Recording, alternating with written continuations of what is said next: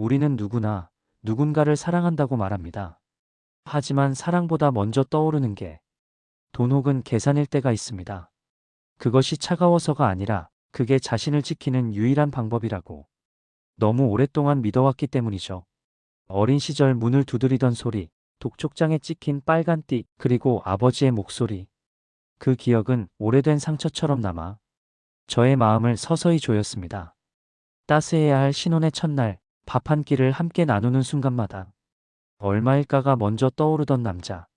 이 이야기는 아주 작은 균열이 어떻게 한 사람의 마음을 흔들고 그 흔들림이 또 다른 사람의 숨을 막히게 하는지 그 조용한 시작을 담고 있습니다. 지금 시작합니다. 현관문이 흔들리는 소리가 집 전체를 울리던 날이었습니다. 그 소리가 그냥 방문 소리가 아니라 집안 공기를 뜯어내는 소리처럼 들렸어요. 저는 방 안에서 조용히 일어나 방문 틈으로 복도 쪽을 내다봤습니다. 복도 불빛이 문 아래로 길게 스며들어 있었고 그 아래로 누군가의 그림자가 왔다 갔다 하는 게 보였습니다. 열어. 언제까지 버틸 거야? 낯선 남자의 목소리가 거의 욕설처럼 귀에 박혔습니다. 아버지는 거친 숨을 쉬며 문 옆에 서 있다가 결국 손을 뻗어 문을 열었어요. 문이 열리는 순간 찬 공기랑 함께 하얀 봉투 하나가 안쪽으로 들어왔습니다. 봉투 위로 빨간 띠가 길게 둘러져 있었고 그 색이 이상하리만큼 선명했어요. 조금만, 진짜 조금만 더 이번 달만 봐줘. 아버지가 고개를 숙이고 말하자 남자가 코웃음을 쳤습니다. 다음 주까지 안 들어오면 더 센 사람들 보냅니다. 이번이 마지막이에요.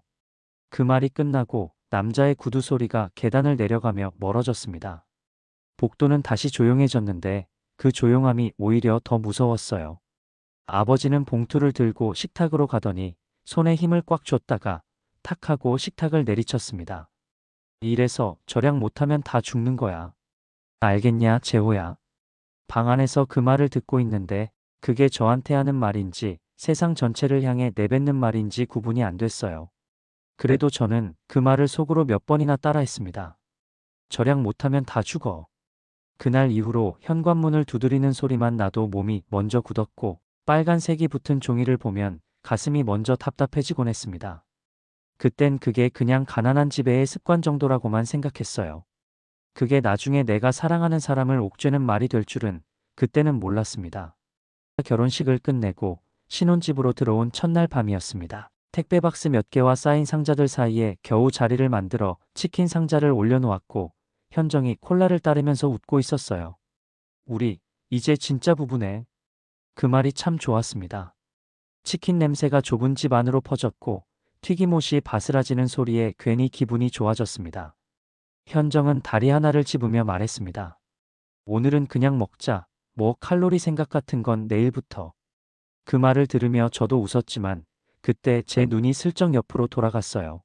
싱크대 옆에 포개져 있는 영수증 더미가 보였습니다.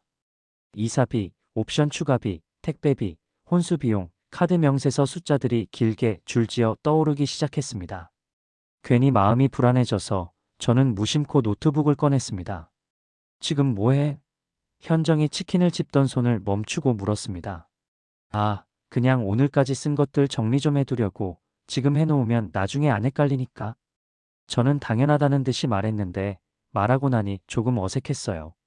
현정은 젓가락을 내려놓고 제 쪽으로 손을 뻗더니 노트북 덮개를 살짝 눌렀습니다. 오늘만 그냥 먹자, 제발. 오늘은 좀 숫자 말고 우리만 보면 안 돼?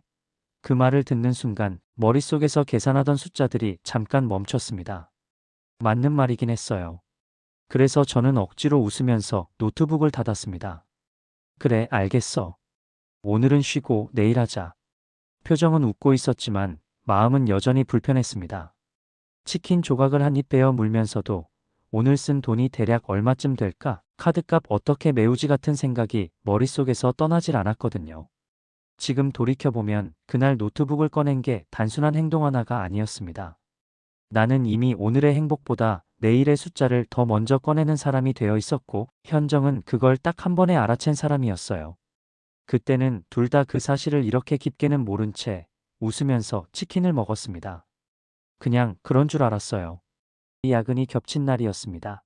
집에 들어오니 시계가 11시를 넘기고 있었고 배가 안에서 꼬이는 것 같았어요. 현정이 냉장고를 열어보다가 결국 편의점 봉지를 꺼내 들고 나왔습니다. 올 때 편의점 좀 들렀어. 김밥 2줄이랑 계란말이 샀어. 테이블 위에 김밥 2줄을 올려놓는데 플라스틱 포장지가 바스락거리는 소리가 유난히 크게 들렸습니다. 한 줄이 우리 둘이 나눠 먹기엔 조금 적을 것 같고 2줄이면 딱 배부르게 먹을 수 있을 것 같았어요. 현정이 웃으면서 물었습니다. 2줄 다 먹자. 오늘 둘 다 고생했잖아. 그 말이 고마웠는데 이상하게 그 순간에도 저는 계산을 했습니다.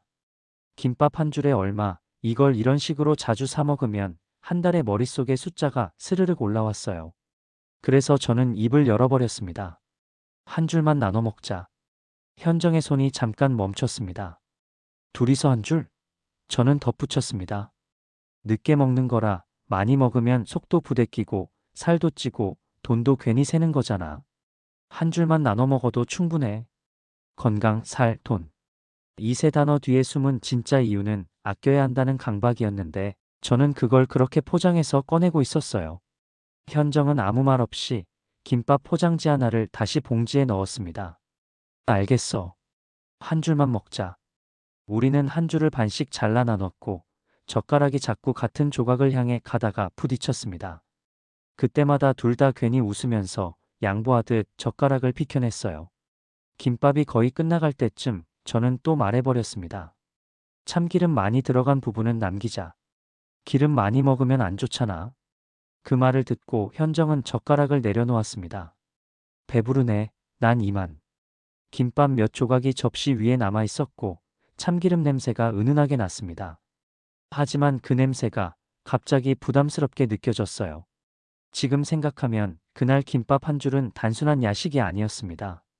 현정에게는 함께 나누고 싶은 작은 위로였고 저에게는 줄여야 할 지출 항목 하나였던 거죠. 그 차이가 딱 그날부터 벌어지기 시작했습니다. 주말 오후 사람들로 붐비는 마트에 같이 갔습니다.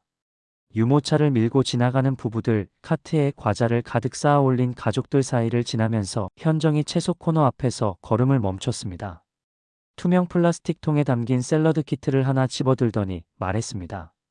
이거 사갈까? 아침마다 하나씩 먹으면 속도 편하고 몸에도 좋겠다. 샐러드 통 안에는 로메인, 방울토마토, 닭가슴살 조각, 드레싱팩이 깔끔하게 들어있었고 색깔도 보기 좋았습니다.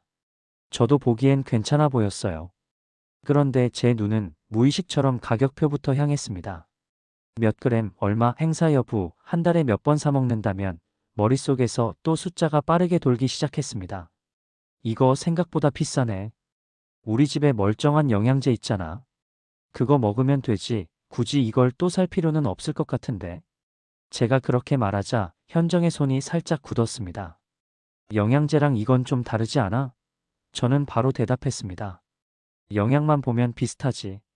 이건 거의 기분에 돈 쓰는 거잖아. 필요 없으면 낭비지. 낭비라는 단어를 꺼내는 순간 저 스스로도 말이 좀 세단 생각이 들었습니다. 하지만 이미 말이 나갔고 저는 그 말을 주워 담지 않았어요. 현정은 샐러드를 든 채 한참 통을 바라보더니 조용히 말했습니다. 나는 그냥 이게 먹고 싶어서 그랬어. 그 말이 생각보다 묵직하게 들렸습니다. 하지만 저는 또 그 감정을 외면하고 계산기를 튕기는 마음으로 말했습니다. 그래도 당장은 안 사도 되지 않을까? 집에 있는 거 먼저 다 먹고 나중에 생각해도 늦지 않잖아. 결국 현정은 샐러드를 다시 제자리에 내려놓았습니다. 그래 뭐. 그냥 해본 소리야. 우리는 카트를 다시 밀고 다른 코너로 향했습니다. 형광등 아래 진열된 샐러드 통들이 한 줄로 길게 서 있었고 그 사이를 지나갈 때마다 왠지 모르게 눈을 돌리게 됐어요. 지금 생각하면 그날은 단순히 샐러드 하나를 안 산 날이 아니었습니다. 현정은 먹고 싶은 마음을 내려놨고 나는 맞는 말이라는 확신을 더 단단히 붙잡은 날이었어요. 그게 얼마나 큰 차이인지 그땐 정말 몰랐습니다. 관계가 흔들릴 때 우리는 흔히 큰 사건을 떠올리지만 사실 그 시작은 이렇게 작은 순간들 속에서 태어납니다. 다음 편에서는 말 한마디가 어떻게 상처가 되고 배려라는 이름으로 건넨 조언이 어떻게 상대에게 무게로 다가오는지 그 이어지는 흐름을 이야기해 보겠습니다. 이 이야기가 마음에 닿았다면 다음 편도 놓치지 않도록 구독과 좋아요, 알림 설정 부탁드립니다. 여러분의 그 작은 클릭 하나가 제가 이야기를 계속 만들어갈 수 있는 큰 힘이 됩니다.